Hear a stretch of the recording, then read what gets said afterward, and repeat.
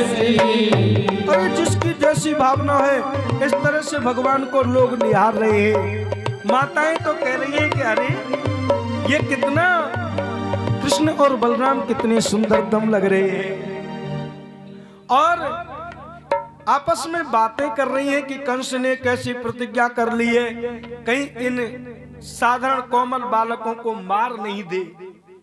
और स्त्रियां ऊपर से कह रही हैं कि अरे चिंता मत करो, ऐसा लगता है कि विधाता ने इनको रच करके भेजा है, कहीं कंस का काम तमाम नहीं हो जाए। ऐसी बातें कर रही हैं अट्टालिकाओं से। और आगे चलते चलते जैसे रास्ते में चले तो एक रजक मिल गया। रजक कहते संस्कृत में धोबी को। वो कपड़ों की प्रेस करके ले जा रहा था कंस के लिए। मेरे कृष्ण और बलराम कहने लगे भैया ये जो कपड़े हैं ना इनको पहनने के लिए हमको दे दो। कंस कहने लगा चले आए कहीं गांव के गमार, तुम्हारे बाप दादों ने नहीं पहने होंगे ऐसे कपड़े, ये तो राजा महाराजाओं के हैं। बलराम जी कहने लगे भैया मुझे तो ऐसा लगे कि या की तो आ गई दी से, तू कह दे तो। कन्हैया बोल चिंता मत करे, जब मैं राम के अवतार में था तो तूने बड़ा कष्ट पाया था, अब तुझे कोई कष्ट नहीं दूंगा। और भगवान ने एक झापट मारा, उसके प्राण पखेरु उड़ गए। और उन कपड़ों को कहने लगे ले लो, लो बालकों को बुलाया पहनो। लेकिन कोई बालक पहने तो कंस तो खूब बड़ा था, कम से कम 8-10 फुट का होगा, और बालक तो छोटे छोटे। तो एक बालक ने पहला, सब उसी में डूब गया पूरा का पूरा ही। कन्हैया से कहने लगे कन्हैया देखो तो जरा। अरे भैया देखता हूं, अरे कितना सुंदर है लेकिन बड़े हैं कपड़े। इतने में एक दर्जी आया। दर्जी कहने लगा कन्हैया आप कह दो तो मैं इन कपड़ों को जो आपके मित्र हैं उनके लिए बना दूं बराबर के। बोला हाँ। उसने बढ़िया छांट करके अच्छे कपड़े बना दिए। अब तो सब बालकों ने बड़े प्रेम से पहने और उछल कूद करके नाचने गाने लगे। कहने लगे कन्हैया अब देख जरा हम कितने सुंदर लग रहे। अरे बोले बड़े सुंदर लग रहे हो, आज क्या बात है। बोल कन्हैया इतने सुंदर लग रहे हैं, आज हमारा चटपट विवाह हो जाएगा, क्या तू हमारे विवाह में आएगा। अरे बोल क्यों नहीं आऊंगा, जरूर। आज ठाकुर जी ने सोचा बड़ी खुशी हुई है, मेरे गरीब बालक गोकुलवासी इनको सुंदरतम कपड़े पहनने को मिले हैं, अब मैं कपड़े धारण करूंगा। मैं कह रहा था ना कि गोकुल का कृष्ण बड़ा अनुपम है। जब तक भगवान अपने गोकुलवासियों को अपने जैसा नहीं बना लेते तब तक खुशी नहीं मिलती। हम लोगों का क्या रह गया है कि अपने सामने वालों को जब तक नीचा नहीं गिराते तब तक खुशी नहीं मिलती है। लोगों की यह धारणा हो गई। भगवान की धारणा है मेरे ठाकुर ने सबको बढ़िया सुंदरतम कपड़े पहनाए, आगे चले भैया। तो मैं एक दिन और कथा में कह रहा था, बाजार में सेठ जी मिल गए है ना, बड़ियों की दुकान मिली सेठों की। आओ साहब आओ महाराज। अग्रम बुद्धि बानिया, अग्रम बुद्धि होती है पहले समझ लेते। अरे बोले यार ये तो कोई साधारण नहीं है, इन्होंने तो धोबी की काया पलट कर दी। हो सकता है ये कंस को मार दे और यहाँ के राजा बन जाए। तो राजा ते मंत्री संतरी ते पहले ही बना के रखनी चाहिए ना। इसलिए सेठों ने कहा आओ महाराज ये आपकी तो दुकान है। बोलने में बड़ा चतुर होता है बोलने में चतुर। देखो बनिया क्यों नाम पड़ा है सेठों का, कि बनिए किसी से बिगड़िए मत। वाणी से बिगड़ने का नाम बनिया नहीं है, बन करके रहो। और क्या दे रहे हैं, भागवत में लिखा है कि रास्ते में चलते चलते उनको देते हैं ब्रजानु मार्गे बनकश्य पंथे। और क्या दे रहे हैं, ताम्रोल श्रृंग गंधे। तांबूल सुपारी दे रहे, 5 सुपारी।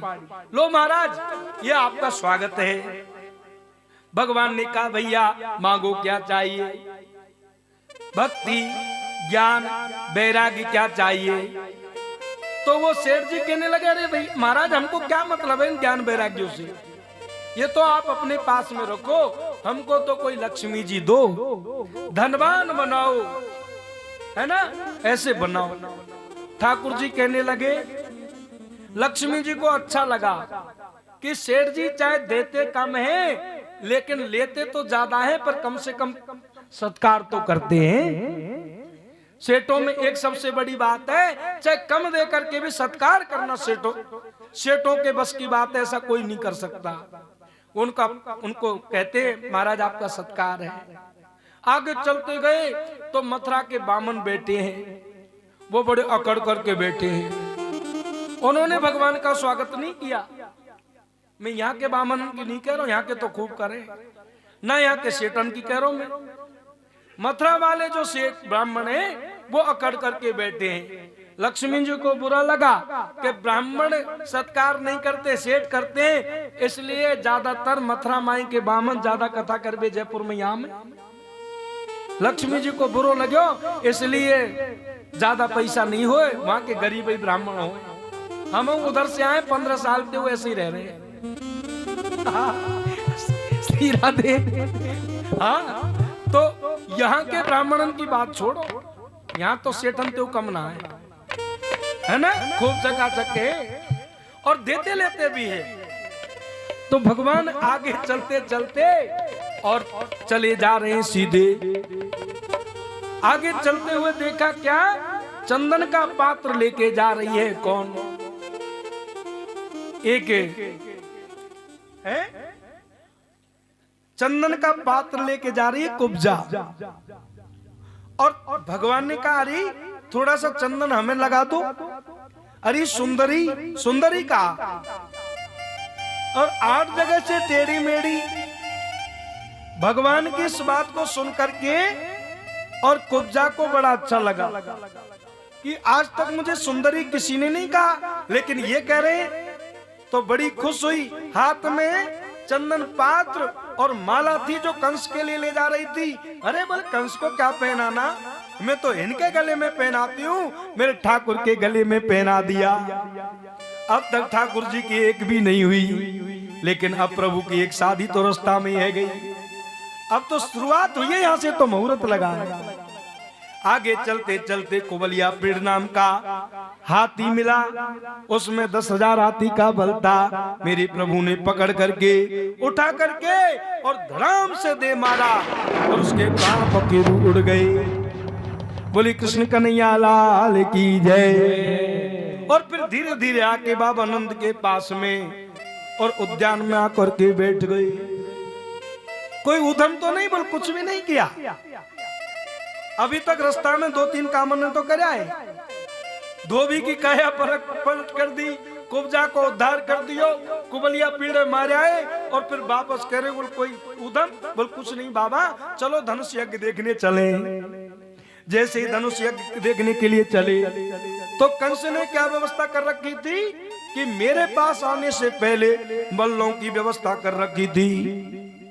बोल कृष्ण और बलराम दोनों को पकड़ लेना और कुश्ती करना।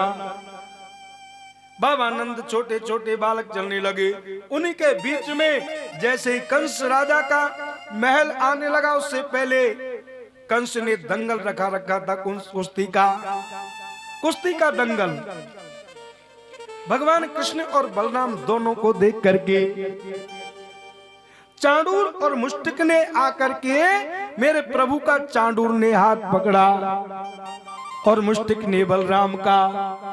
और आओ हमारे राजा बड़े कुश्ती के शौकीन हैं, आइए कुश्ती करेंगे। बोल भैया हम तो बालक हैं, हम कैसे कुश्ती करेंगे, आप तो इतने बड़े बड़े पहलवान हो।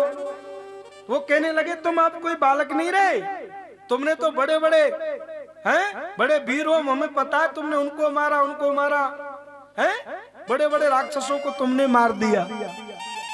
भगवान को खींचता चला जा रहा। भगवान कहने लगे चिंता मत कर भैया, तो हमारी मैया ने भी हमको दूध पिलाया है। अब तुम खींच ही रहे हो तो हम तो लड़ेंगे ही, अब तो आर पार की होगी। और प्रभु ने आर पार की कुश्ती करी और कुश्ती होने लगी। और बाबा नंद बाबा हनुमान जी भगवान महादेव जी से मिन्नत मांगने लगे, हे सिद्धेश्वर महादेव मेरे लाला कहीं हार नहीं जाए।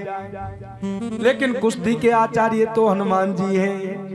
हनुमान जी महाराज से प्रार्थना कर रहे हैं, अरे जय जय जय हनुमान गोसाई, जय जय जय हनुमान गोसाई, जय जय जय हनुमान गोसाई, जय जय हनुमान गोसाई, जय जय जय हनुमान गोसाई, जय जय जय हनुमान गोसाई। पाक रहूं गुरु देव की नाई, कृपा करो गुरुदेव की नाई।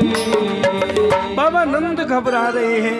नंद बाबा को घबराते देख करके कन्हैया ने सोचा, आज बलराम ने चाणूर का, कन्हैया ने मुष्टिक का संहार करके और प्रभु ने अनुग्रह शक्ति से कुब्जा का, निग्रह शक्ति से चाणूर का उद्धार किया। और मेरे कन्हैया ने फिर उनका उद्धार करते हुए और प्रभु उछल करके और कंस के भवन में पहुंच करके और कंस के बालों को पकड़ा और पकड़ करके झंझोटा और कहने लगे, कंस मैं ही देवकी का आत्मा लाल और तेरा काल बन करके आया हूँ। और पकड़ करके झंझोट करके और पृथ्वी पर दे मारा और प्राण पखेरु उड़ गए कंस के। बोले कृष्ण कन्हैया लाल की।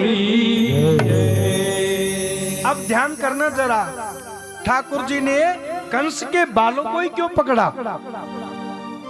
अरे उस कंस ने के भगवान ने बाल इसलिए पकड़े क्योंकि बहन जो देवकी थी कंस की, जो मेरे कन्हैया की माँ है, उस कंस ने भी माँ को, कन्हैया को इस तरह से सताया। इसलिए कहा आज मैं उन्हीं का बेटा। कंस जरा ध्यान कर लेना, मेरे प्रभु ने उसका उद्धार किया। कंस कौन है? अभिमान का प्रतीक है। अभिमान को मारना हो तो कृष्ण की शरण ले लो। कंस की दो पत्नियां हैं, अस्ति और प्राप्ति। अस्ति प्राप्ति किसको कहते हैं? जो सारे दिन नीति और अनीति से धन को कमाने लगा रहता है। हम कहते हैं भैया कथा के लिए आ जाना, बोल महाराज टाइम ही नहीं मिलता। उसके पास में अस्ति प्राप्ति रहती है। अस्ति और प्राप्ति ये मेरे कन्हैया की मामी है। मेरे कन्हैया कंस का उद्धार करके झूठ मूठ रोने लगे, मामी ओ मामी हमारे कन्हैया हमको छोड़ के चले गए। झूठ मूठ रो रहे, नाटक बड़े अच्छे करते हैं। कहने लगी अस्ति और प्राप्ति कन्हैया तू रो मत, ये कंस तो अपने पापों के कारण मरा है। रामायण में मंदोदरी ने राम को दोषी नहीं बताया, रावण के ही पापों को दोषी बताया। जो केस करता है ऐसा भरता है।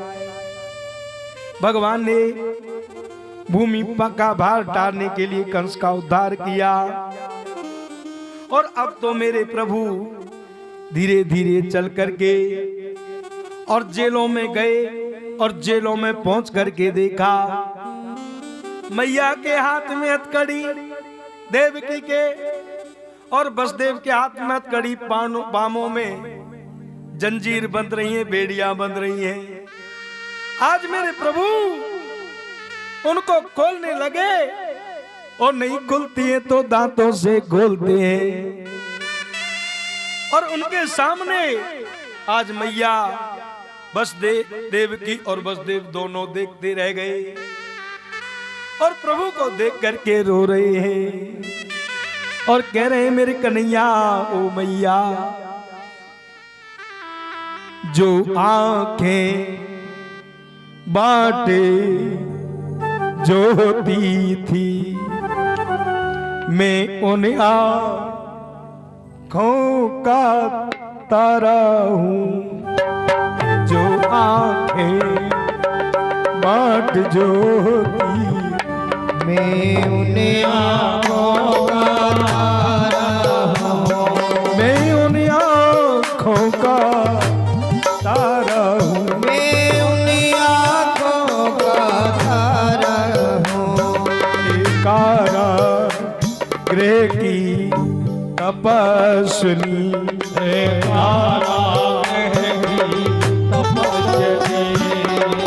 अष्टम लाल तुम्हारा हूँ, मैं अष्टम लाल तुम्हारा हूँ,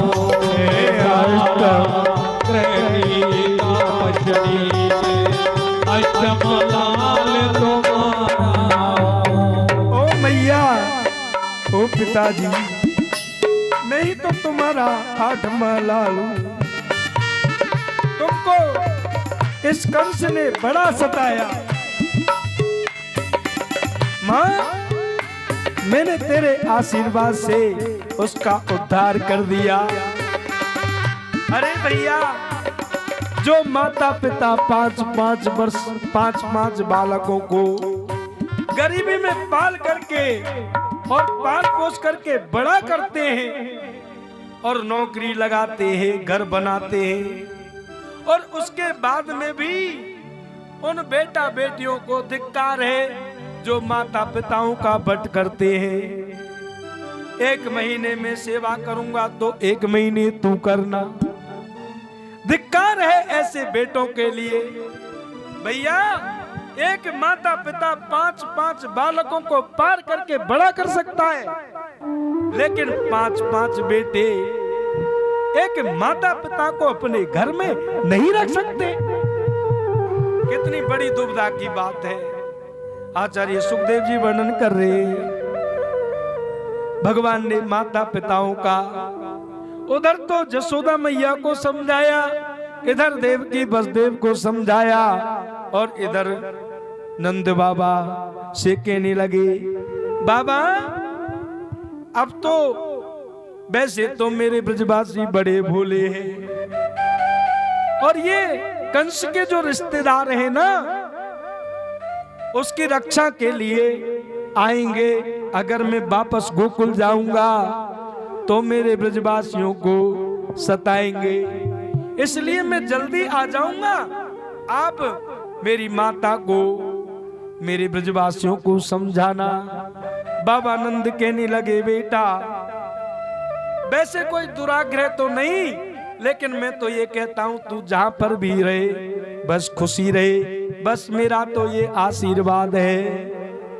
मेरे कन्हैया को आज मथुरा नगरी में उग्रसेन नाना से मिले, उनके नाना भी जेल में पड़े हैं, नाना को भी जेल में से निकाला, और मेरे कन्हैया कहने लगे, नाना जी ये राज्य के लोभ से मैंने कंस को नहीं मारा है, अपितु उसके दुराचरण के कारण नाना जी को राज्य दिया।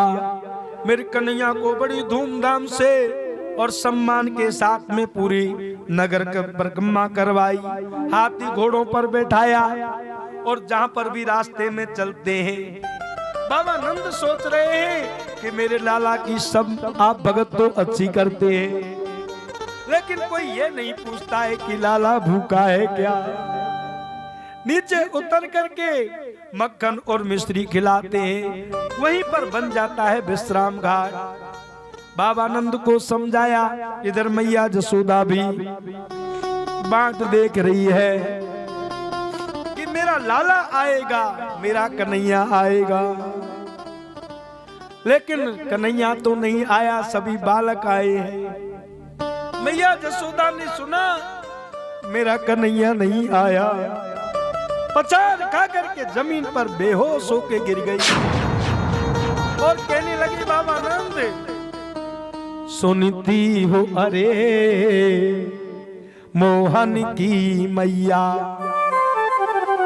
वो मोहन मथुरा का निकला, वो मोहन मथुरा का निकला, जिनको तुम अपना कहती थी, जिनको तुम्हें अपना कहती थी, कृष्ण देव की का निकला, कृष्ण देव की का निकला, ओ कृष्ण देव की का निकला, देव की का निकला। अरे ओ जसोदा, तू कहती थी कि मेरा लाला मेरा कन्हैया, हमारे साथ में तो धोखा हो गया। जिनको तुम अपना कहती थी वो कृष्ण देवकी का निकला। इसलिए कृष्ण जो है ना, गोकुल के कृष्ण बड़े अनुपम में। अब आती है मथुरा की लीला। मथुरा में बड़े राज प्रासाद में रह रहे हैं, लेकिन अभी तक मेरे कन्हैया किसी गुरु के यहाँ पर पढ़ने के लिए नहीं गए। अब गुरु के सेवा करने के बिना तो जीवन सफल नहीं होता। गुरु बिन भवन तरई न कोई, चाहे विरंच शंकर किन हो।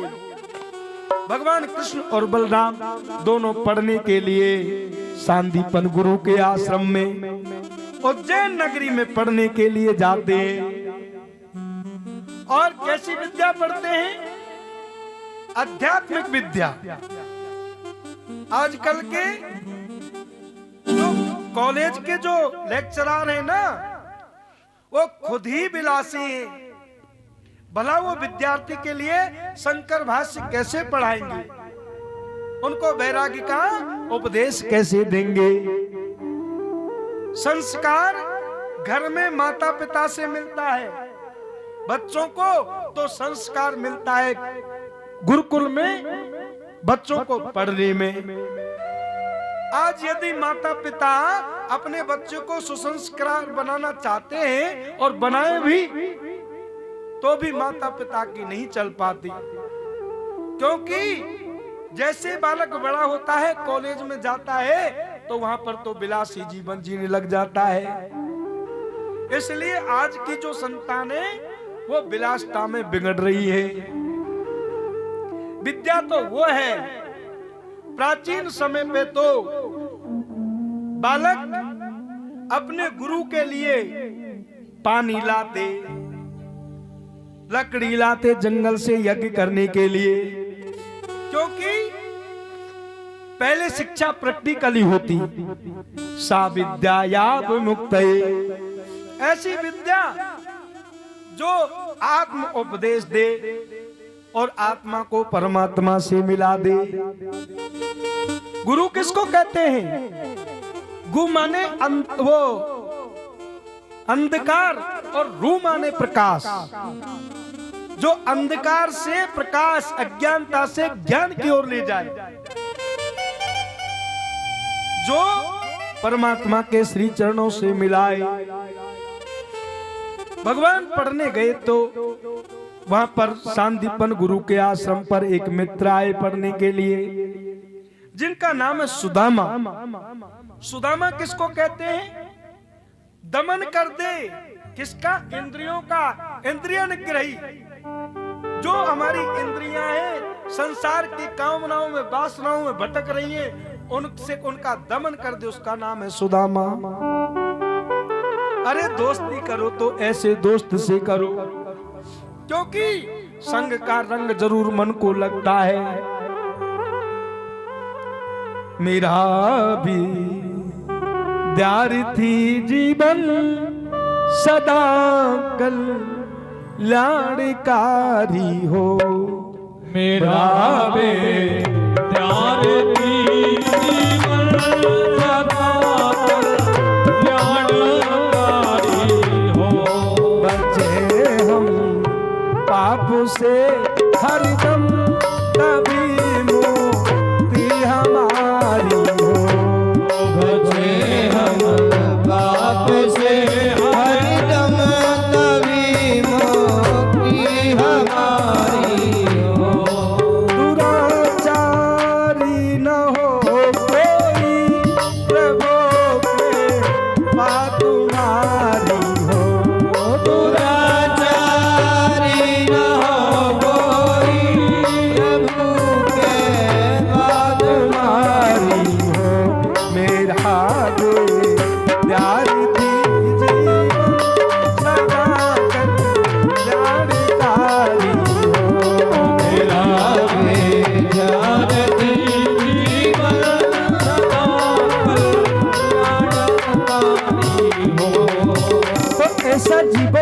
चाहिए, गुरुकुल ऐसा होना चाहिए। लेकिन आजकल तो कॉन्वेंट स्कूल चल रहे हैं, और जब से हमारे यहाँ अंग्रेज आए थे तब से हमारी संस्कृति को छिन्न भिन्न कर दिया।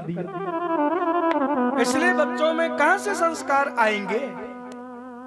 भगवान लकड़ी लेने के लिए जंगल में गए। उज्जैन के पास में एक नरायणा गांव है। मैं उज्जैन में भी कथा करके आया था एक बार।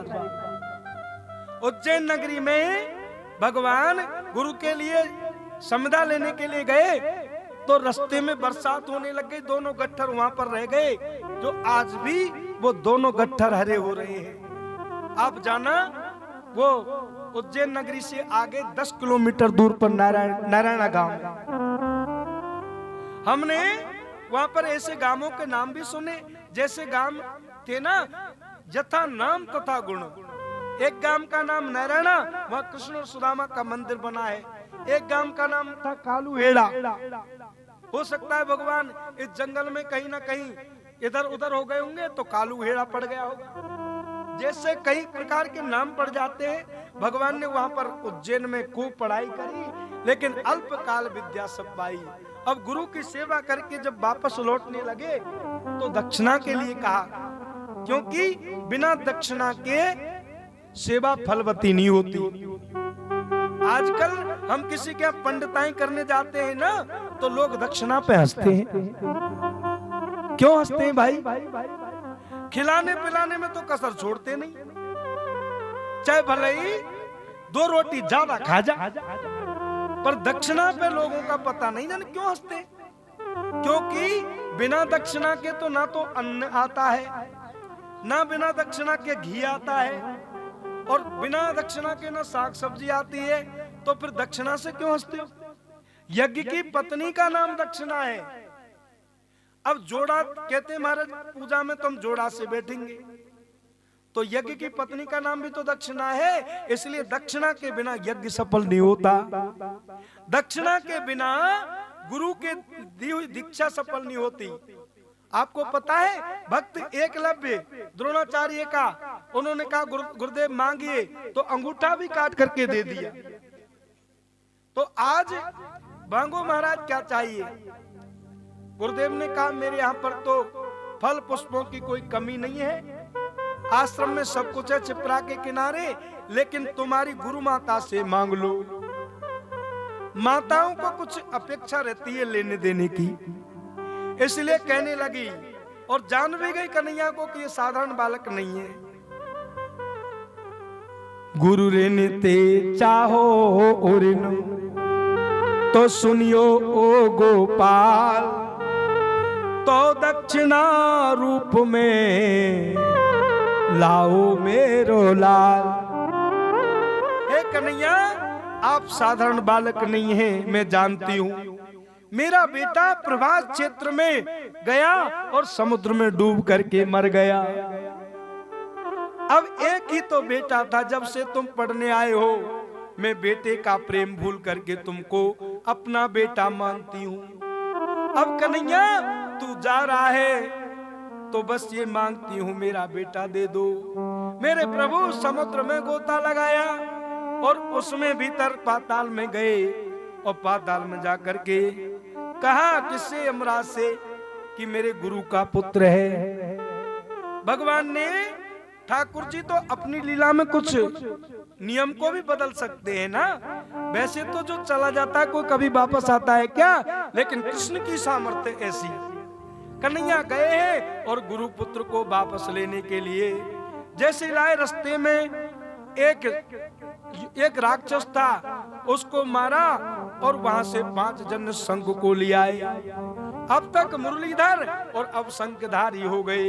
बोले कृष्ण कन्हैया लाल की जय। और गुरु माता को उनको पुत्र दे करके और कहा माँ अब मैं चलता हूं। तो गुरुदेव ने कहा बेटा तुम ने मेरे यहाँ पर विद्या ग्रहण की है, इस विद्या का सदुपयोग करना और जाओ। मैं तुमको आशीर्वाद देता हूँ कि तुम्हारे मुख में सदैव सरस्वती का निवास रहे।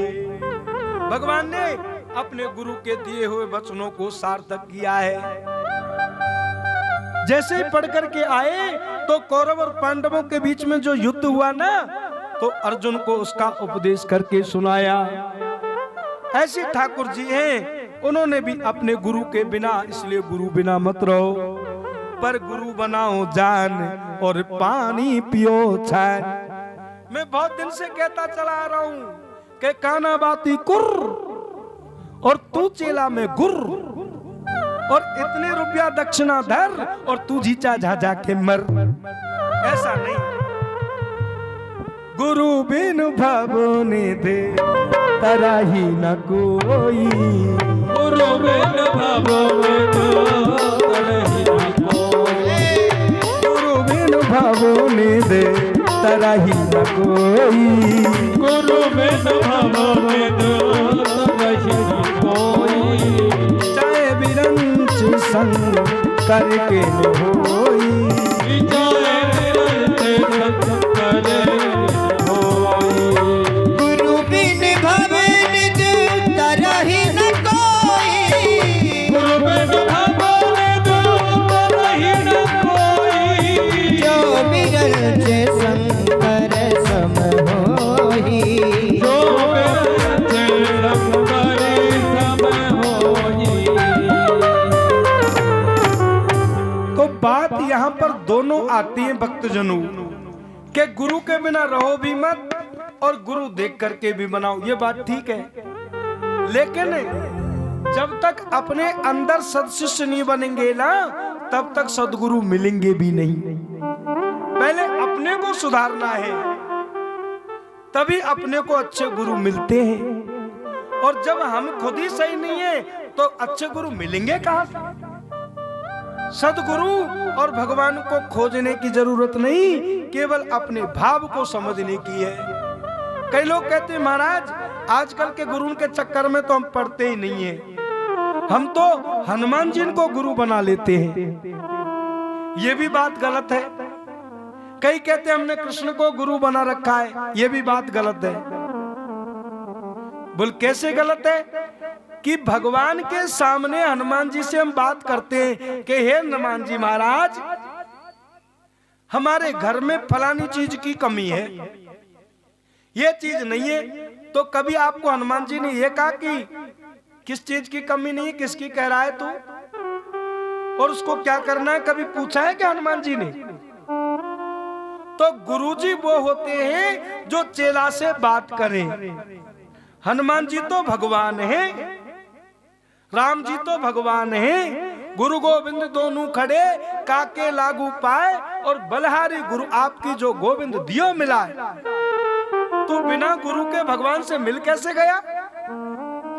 हनुमान जी तुझे बिना ही गुरु मिल गए, ये बड़ी जोरदार बात।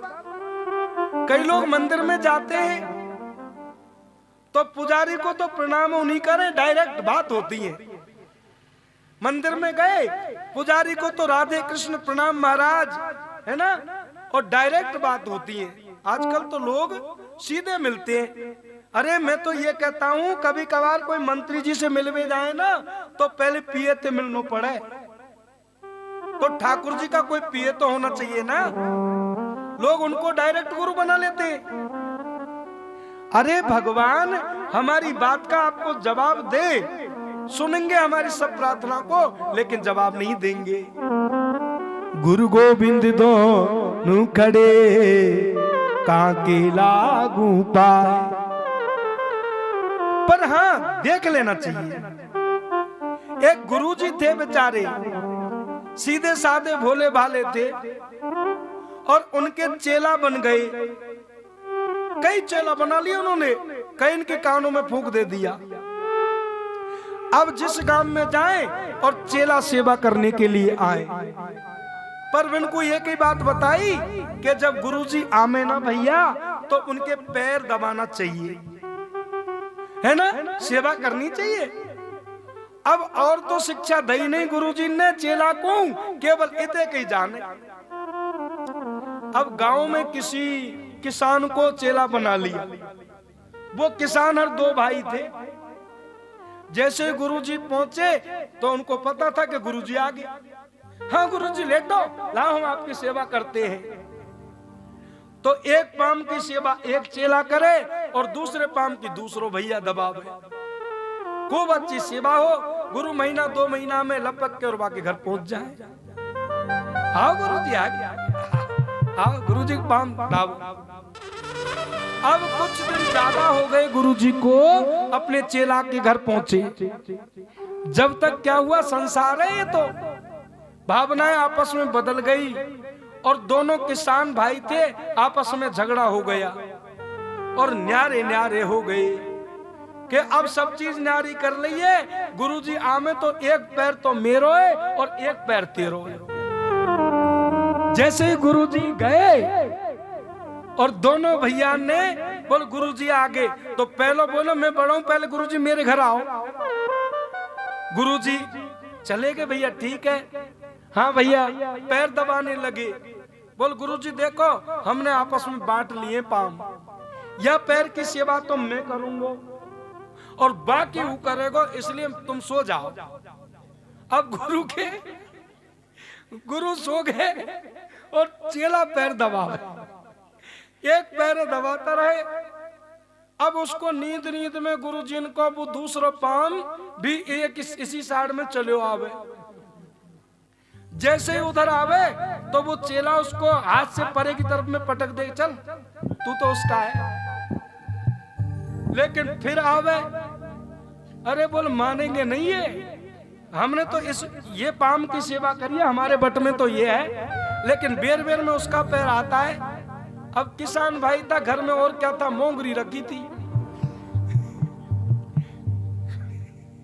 एक मोंगरी मारी, गुरुजी का पैर टूट गया। गुरुजी जग्गे बोलते ने कहा करो भैया, बोले करो का, ये उसका है, मेरे तो ये पैर है, इसकी सेवा करूंगा गुरुजी, कुछ बुरा मत मानना। गुरुजी लंगड़ाते लंगड़ाते और वहां पहुंच गए दूसरे चेला के पास। बोल गुरुजी क्या बात है? अरे बोल पूछे मत, तेरे बड़े भैया ने ये हालत करी है, मेरो इतको पाम तोड़ दियो। बोल गुरुजी चिंता क्यों कर रहा हूं, मैं कौन सो कम पर हूं, मेरे भैया बारे मैं नहीं छोड़ू। एक मोंगरी बाने मारी, गुरुजी भाई बैठे रह गए। इसलिए भैया मैं तो यो कह रहा हूं कि गुरु बनाओ जैन और पानी पियो चैन। आजकल गुरु की बाढ़ आ रही है, भय मत जाइयो भैया, मैं तो सही कह दूं। और एक बात और सुना दूं, लगे हाथ। गर्मी के दिन थे, लोग बाग आजकल गुरु की बड़ी बड़ी ऊंची ऊंची वो करें, जैसे गुरु गाड़ी ते नीचे उतरे ना तो पुष्पन की वर्षा करते आमे, खड़ा मुन ने हाथ में लेके आमे। एक थे बेचारे बड़े सेठ, उनके गुरुजी गर्मी के दिनान में आए और सेठ जी ने क्या किया कि घर में बर्फ मंगा ली और बोल चारों तरफ से बर्फ लगा दो और गुरुजी को बढ़िया अच्छा पलंग बिछाओ, हमारे गुरुजी आए हैं। अब सेठ जी के साथ साथ में उनके साथ में गरीब मुनीम जी भी थे, वो भी सारा तमाशा देख रहे थे। पुष्पों की वर्षा झड़ी लगा दे, गुरुजी आए और फिर मिठाई लाए, फिर नाश्ता लाए, फिर चकाचक खिला में खूब दिखावा किया और लोगों की भीड़ भी जमा दी। अब वो चेला वो गुरुजी की खूब सेवा करी। अब उनका जो मुनीम था वो बेचारा गरीब आदमी था, उसने सोचा कि देखो कितनी अच्छी सेवा करते हैं अपने गुरु की, अब की बार कब मेरे गुरुजी आएंगे तो मैं उस सेवा खूब करूंगा। अब उसके गुरुजी आए सर्दी के दिन में, पूस के महीना में या दिसंबर में, और जैसे ही दिसंबर में गुरुजी आए तो उस चेला ने कही मुनीम ने गरीब आदमियों बोल चाहे भले कर्जा क्यों नहीं करना पड़े, सेठ जिन पे पैसे उधार लिया है, मेरे गुरुजी आ रहे हैं। और बच्चों से कहा है जल्दी जा बेटा, अब से गुरुजी आए, बर्फ लेके आ, बर्फ मंगाई और फिर कही गुरुजी आए भैया जल्दी पंखा लगा, कूलर लगा, एसी चालू कर। और गुरुजी देखो मैंने ठंडो ठंडो पानी भर रखो, नहाओ तुम जल्दी। बोल मारे को कहा, सर्दी को समय, दिसंबर का महीना, अरे भैया क्या करना चाहता है तू? बोल गुरुजी आप सुट रहे ना, देखो मैं जो करूं वह तुम देखते जाना। गुरुजी ठंडे में नवा दिए, पूरे कमरा में बर्फ, और भैया पलंग बिछा दियो, और गुरुजी को पंखा चला, कूलर चला। गुरुजी ने सोची रात तो मुश्किल ही निकलेगी। श्री राधे। ऐसे तो भैया कभी कभार लोग अज्ञानता की बातों को ऐसी करते हैं। अरे क्या दिखाना, मेरे भगवान ने तो गीता में अर्जुन को उपदेश दिया। अर्जुन के गुरु भी हैं भगवान, लेकिन जब अर्जुन थक जाता युद्ध करते करते तो मरहम पट्टी करते और घोड़ों के घावों पर भी पट्टी लगाते और उनकी सेवा कर दे। गुरु वो होना चाहिए जिसको अपने गुरुत्व का अभिमान नहीं हो, ऐसा गुरु भी होना चाहिए। तो गुरु बिना रहो मत, लेकिन गुरु अच्छा होना चाहिए, उसमें कोई दिखावटीपन नहीं। मेरा मतलब ये है, आचार्य सुखदेव जी कहते हैं, राजन प्रभु पढ़ करके आए हैं और मथुरा में अट्टालिकाओं में सोते सोते कभी कभी ब्रजवासियों की याद करते करते रो लेते हैं। इतने में उद्धव जी आए। उद्धव जी कहने लगे, कन्हैया मैंने देखा था आप रात्रि को सोते सोते रो रहे थे और आप कह रहे थे कि राधे, ये कौन है राधे जो आपके हृदय सिंहासन पर आसन जमा के बैठी है? मेरे कन्हैया कहने लगे, अरे उद्धव, सारी मथुरा नगरी में एक मेरी मन की पूछने वाला तू निकला। अरे उद्धव मोए ब्रज बिसरत है नाही, हंस सुता को सुंदर कलरव सगन कुंज की चाई। उदो मोए ब्रज बिसरत है नाही, उदो मोए ब्रज बिसरत है नाही। उद्धव जी, मैं तो उन ब्रजवासियों को मेरी गाय जो मेरे बिना घास नहीं चरती। उद्धव, मेरे ब्रजवासी बड़े भोले भाले, वो हमारे बिना एक पंगत लगा करके भोजन करते। मेरी माँ तो न जाने मेरे ब्रजवासियों की जमुना मैया में, ब्रजवासियों में पशु पक्षी जीव जंतु सबके लिए कहने लगे। और इधर भी ब्रजवासी श्याम बिन सूनो सूनो लागे। अब तो सब ब्रजवासी भी भगवान की यादों में रोते, इधर कन्हैया भी। उद्धव जी, जरा तुम वृंदावन में जाना, वहां की गोपियों को, वहां पर गोपी जो है वो भाव की प्रेम की ध्वजा है, और तुम बृहस्पति के शिष्य ज्ञानी है। यह ज्ञान और प्रेम का मधुर समन्वय कराने के लिए उद्धव जी जा रहे हैं। मथुरा से चले उधो वृंदावन निकट आया। जाने लगे तो कहने लगे कि चिट्ठी लिख दो, प्रेमी को संदेशो उधो पाती ना पठाई जाए। प्रेम के पत्र का संबोधन चिट्ठी से नहीं लग सकता, इसलिए तुम स्वयं जाओ। उद्धव जी संदेशा लेके जा रहे कन्हैया का। उधो मैया को सुनैयो, हरि तेरो लाल दुख पावे। मैया को सुनैयो भैया, मैया को सुनैयो, तेरा लाला दुख पावे। मैया को सुनैयो, मैया को सुनैयो। भगवान कन्हैया कह रहे हूँ तो ब्रज में सभी सखियां, सभी ग्वालवाल, राधा जी एवं मेरी माँ यशोदा मुझे बहुत याद करते हैं। और ये नहीं कि वही मुझे याद करते हैं, मुझे भी उनकी बहुत याद आती है। क्यों? अरे को न मुख धोवे ताते जल, अचिरा पोछ समारे। कोई न मुख धोवे ताते जल, अचिरा पोछ समारे। अरे वो तो जब मैं छोटा था तो मेरी माँ यशोदा गर्भ गर्म पानी करती और मेरा मुंह धोती, अपने आंचल से मेरे मुंह को पोंछती। कोई न मुख धोवे ताते जल अचिरा पोंछ समारे, कोई न मुख धोवे ताते जल अचिरा पोंछ समारे। अरे माखन रोटी को नाम न जानो,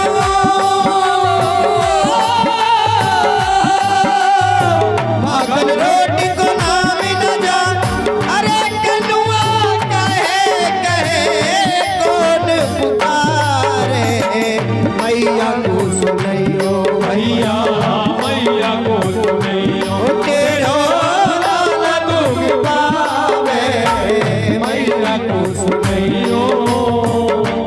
और उधर इतना ही नहीं, मेरे नंद बाबा भी मुझे अत्यंत प्रेम करते थे। बाबा नंद अंगुरिया कह कहे चलनो नित्य सिखावे भैया, बाबा नंद अंगुरिया कहे चलनो नित्य सिखावे। अरे जब मैं छोटा था तो नंद बाबा मेरी उंगली पकड़ते और मुझे चलना सिखाते। जब मैं थक जाता बाबा नंद अंगुरिया कह कहे चलनो नित्य सिखावे भैया, बाबा नंद अंगुरिया कहे चलनो नित्य सिखावे। क्यों जान कन्या ले ले तो,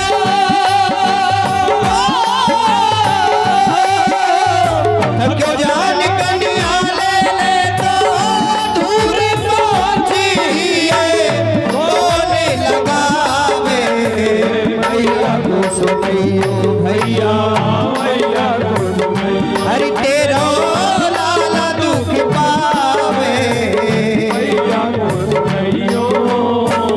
और उधर मेरी मैया दूध पिवाए बड़ो हित करती, चुटिया गूंथ सिहावे भैया, दूध पिलाए बड़ो हित करती, चुटिया गूंथ सिहावे।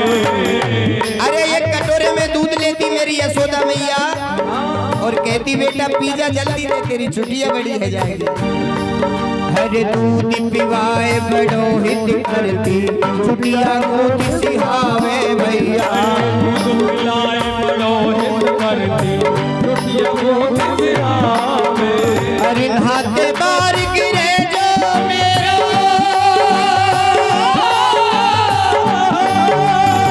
नहाते बार गिरे जो मेरा, हो सवार कुल देवी को मनावे, मैया को सुनैयो, मैया को सुनैयो, तेरो लाल दुख पावे, मैया को सुनैयो। भैया मैया को सुनैयो। आप मेरी माँ के लिए संदेशा देवी ना, उधो इतनो कहियो जाई, क्या कह देना, हम आमेंगे दोनों भैया, हम आमेंगे दोनों भैया, मैया जन अकुलाई, उधो मैया को सुनैयो। उद्धव जी आप मेरी माँ गोपियों को सबको समझाना, मथुरा से चले उधो वृंदावन निकट आया, वहीं से प्रेम ने अपना अनोखा रंग दिखलाया। उलझ कर वस्त्र में लगे कांटे, उधो को समझाने, तुम्हारे ज्ञान का पर्दा फाड़ देंगे प्रेम के दीवाने। है प्रेम जगत में सार और कुछ सार नहीं। वस्त्र में कांटे लगने लगे, यानी ब्रज में तो कांटे भी बड़ा प्रेम करते हैं। और गरज जा पहुंचे जहां था गोपिका मंडल, वहां की शांत थी भूमि, व्योम था निर्मल। जैसे चलते चलते रास्ते में वृंदावन के नजदीक प्रेम को देखा, बोल यहाँ तो कांटों में भी प्रेम है, वस्त्रों में लग रहे हैं। और पपैया कह रहा है कि पी कहाँ ये तो बतलाओ। कोयल कू कू करके बुला रही है। अरे ब्रजवासी बड़ा प्रेम करते हैं। जमुना मैया में कल कल नाद हो रही है, शीतल मंद सुगंधित हवाएं बह रही हैं। जैसे जमुना पार करके गए हैं वृंदावन में भक्तजनों, तो वृंदावन में पहुंचते ही और छोटे छोटे बालक कन्हैया की रोजाना बांट देखते हैं। आज हमारा कन्हैया आएगा, आज हमारा लाला आएगा। उधो उद्धव जी जा रहे हैं। अरे बिन गोपाल बेरन भई कुंजे, बिन गोपाल बैरन भई कुंजे। अब तब लता लगती अति शीतल, अब भई विषम ग्वाल की पुंजे। पहले जब भगवान थे तो लता पता है बड़ी शीतल लगती थी, लेकिन अब जलाने वाली हो गई।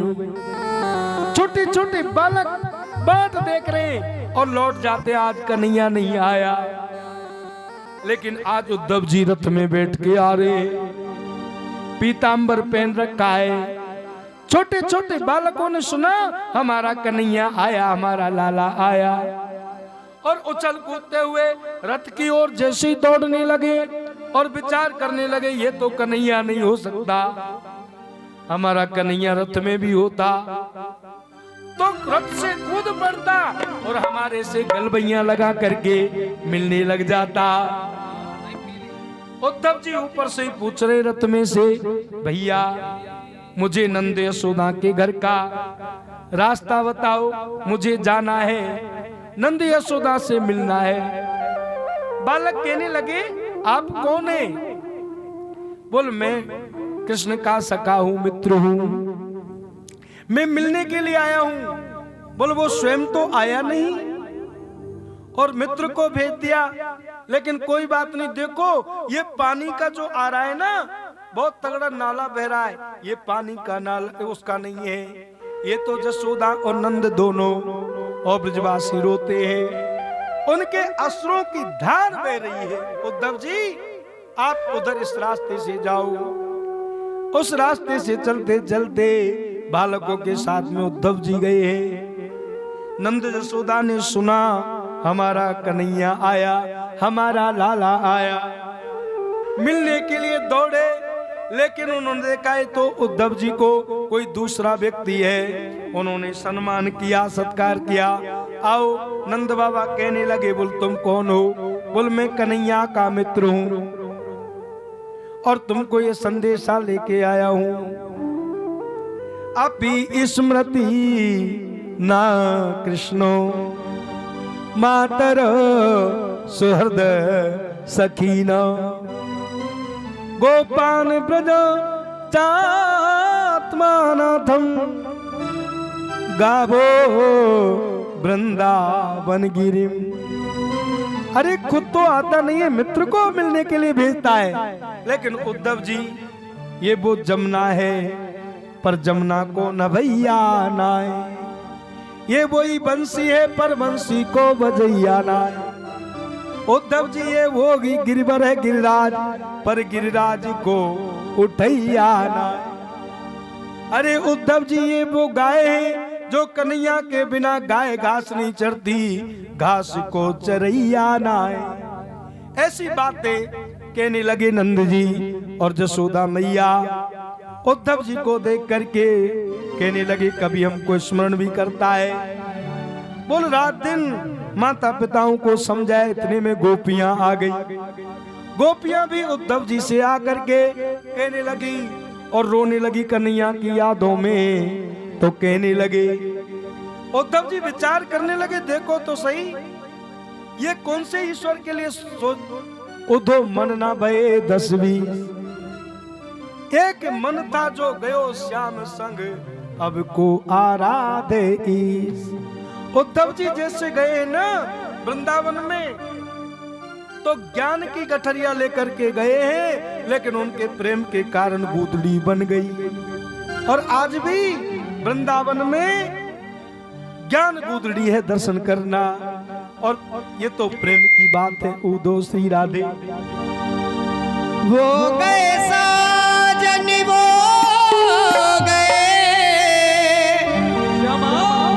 गए कोस 50 बदनामी सर रख गए, कबहू न बैठे पास। सभी गोपियां भगवान को याद कर रही हैं और कह रही है कन्हैया तुम्हारी याद आती है, तुम्हारी याद आती है, बताओ क्या करे मोहन, तुम्हारी याद आती है, बताओ क्या करे मोहन, तुम्हारी याद आती है, बताओ क्या करे मोहन। तुम्हारी याद आती है, बताओ क्या करे मोहन। सुबह और शाम आती है, रात भर वो रुलाती है, सुबह और शाम आती है, रात भर वो रुलाती है। चैन हमको नहीं आता, चैन हमको नहीं आता, बताओ क्या करे मोहन, तुम्हारी याद आती है, बताओ क्या करे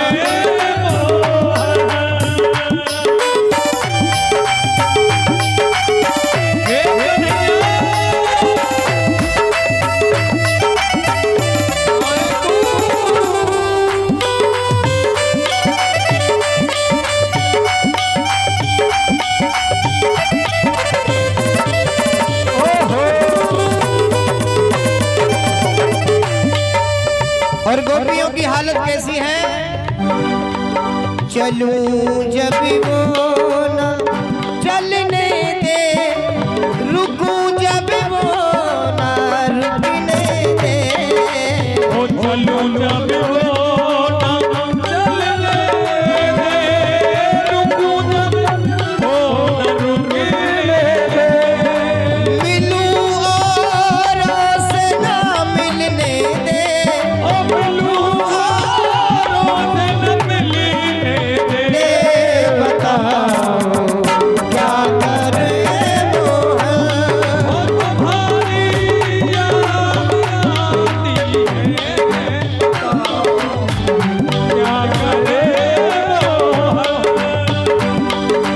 आ जाइयो सावरे, आ जाइयो, आ जाइयो, जो सामने आइयो, वो तेरी राधा, वो सारी सखियां पुकारे तेरो नाम रे, आ जाइयो सावरे, आ जाइयो, आ जाइयो। आइयो सामने आइयो। इसीलिए तो कहा है ये तो प्रेम की बात है दूधो, तो प्रेम की बात है कूदो, ओ बंदगी तेरे बस की नहीं है, बंदगी तेरे बस की नहीं है। यहाँ सरे देखे होते हैं सोए, तो दर्द के होते सोए, आयास की इतनी सस्ती नहीं है, ये तो प्रेम की बात है कूदो। उद्धव जी ये तो प्रेम की बात है। उधो मन न भय 10-20, एक मन तो जो गयो श्याम संग, अब को आराधे ईश। उद्धव जी एक ज्ञान उपदेश कर रहे हैं।